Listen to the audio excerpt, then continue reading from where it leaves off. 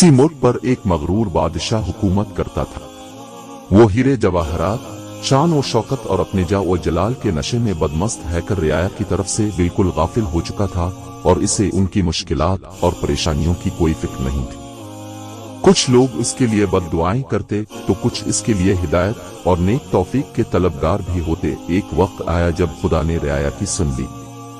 हुआ ये कि बादशाह एक दिन निहायत शान और शौकत से सिपाहियों के लाओ लश्कर को साथ लेकर शिकार पर निकला। जंगल में इसे एक हिरन नजर आया। उसने इसके पीछे घोड़ा दौड़ा दिया।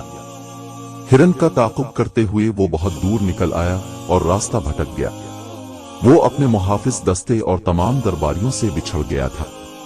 इधर उन्होंने बादशाह को बहुत ढूंढा, लेकिन घने जंगल में मायूसी के सिवा कुछ हाथ न आया और यूं भी रियाया की तरह बादशाह के सिपाही और दरबारी सभी इसकी अक्कड़ और गुरूर से तंग आ चुके थे। उन्होंने अपने फरमारवा की तलाश बंद कर दी और वापस लौट गए।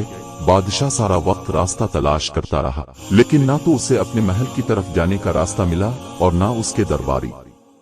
इस दौड़ धूप में उसे प्यास लगने लगी, मगर कहीं भी पानी नहीं मिला। मीलों चलने के बाद इसे बहुत दूर एक झोंपड़ी नजर आई तो वो खुशी से पागल हो गया। उसने सरपट घोड़ा दौड़ाया और झोंपड़ी तक जा पहुंचा। वहां एक बुजुर्ग बैठे इबादत में मशगूल थे और एक तरफ कोने में पानी का घड़ा रखा था। बादशाह ने बड़ी बेताबी और खुश्क जबान को बमुश्किल हरकत देकर बुजुर्ग से पूछा, पपे पानी मिल जाएगा एक गिलास? हाँ मिल जाएगा, मगर एक शर्त पर। बुजुर्ग की पुरजलाल आवाज झोंपड़ी में सुनाई दी, मुझे हर शर्त मंजूर है। मैं इस सल्तनत का हुक्मरां हूं। पपे पानी पिला दो। बादशाह ने बेताबी से कहा, मगर इस मौके पर भी उसने अपनी अमारत का एहसास दिलाना जरूरी समझा था। पहले शर्त सुन लो, पानी के गिलास के बदले में तुम्हारी पूरी सल्तनत लूंगा। बुजुर्ग ने दुरुस्ती से कहा, पूरी सल्तनत? एक गिलास पानी के बदले?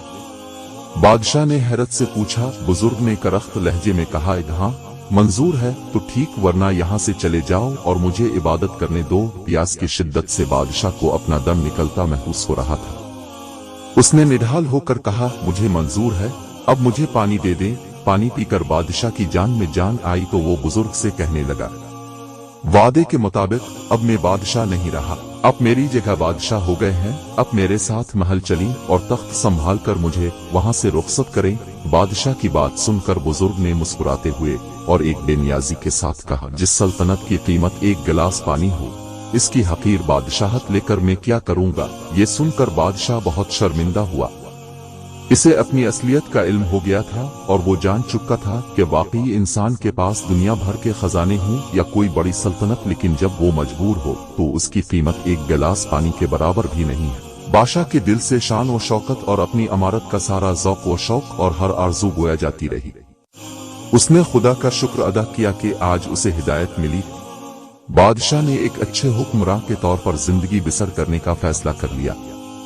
तब इस बुजुर्ग ने बादशाह को घने जंगल से निकाला और महल तक पहुंचाया। इस मौके पर बादशाह ने बुजुर्ग से वदा किया कि वो अल्लाह के बंदों के साथ भलाई करेगा और अपनी रियाया की खबरगिरी करता रहेगा।